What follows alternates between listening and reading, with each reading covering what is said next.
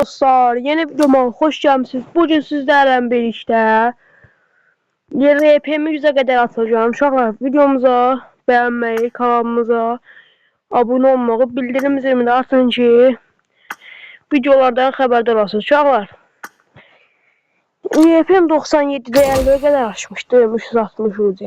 Şimdi 100'e kadar atacağım. Yani kısa bir, balaca bir hesabımı fırlama videosudur bu.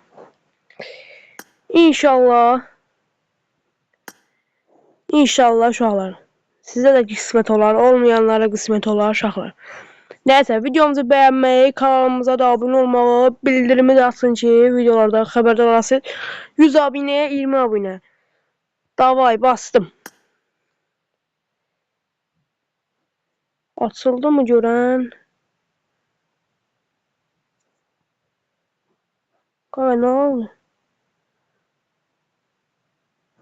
O internetim getdi mənim.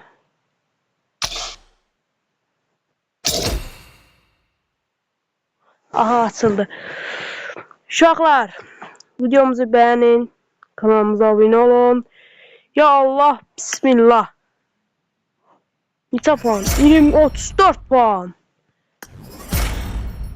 Yəni maşın desəni internetin zəifdir uşaqlar, ona görə oldu. Qəşəng, hamısına baxacağım. O kimi də verdi. Bunları mənə verdi. Bağış. 2 səviyyədən sonra bu seti verəcək mənə. Gördüğünüz kimi set belədir. Bu seti almalıyam. İnşallah alacağım da. Buna koyayım kaydı. Sunkaya keçək, sunka desenlə. Gördüğünüz kimi sunka deseni belədir. Normal işlədilə bilən sunkadır. 9 oldu balaca materialım.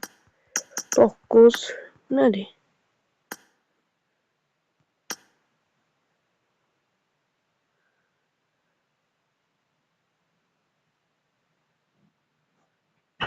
Bunu sıra seçərəm. 360 hocam yerine geldi mi? Əsas oldu qaba. UCM də əsas. Bu internetə nə oldu belə? Gəlib yerindədir 360 UCM. Burada incelemeler var. Dayan görüm.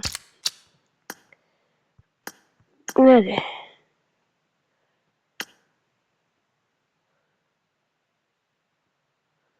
Basım görüm. Ya bu keçən sezonun RP'sini qalxızır. Məndə kupon hansıdır? Budur. Elə bunu da seçmişəm. Bunu da seçim elə. Uşaqlar. Sonra seçərəm bunu.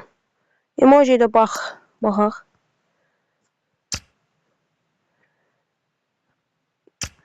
Uşaqlar, videomuzu bəyənməyi, kanalımıza abunə olmağı, bildirim zilini də açın ki, belə tür videolardan xəbərdar olasınız. Sağ olun, salamat qalın. Gələcək videolarda görüşürüz. Mənim vaxtım çatmır indi uşaqlar. AKM-ni də əlimizə alaq. Sağ olun, salamat qalın. Öpürəm sizi. Videomuzu bəyənməyi unutmayın. Kanalımıza da abunə olun.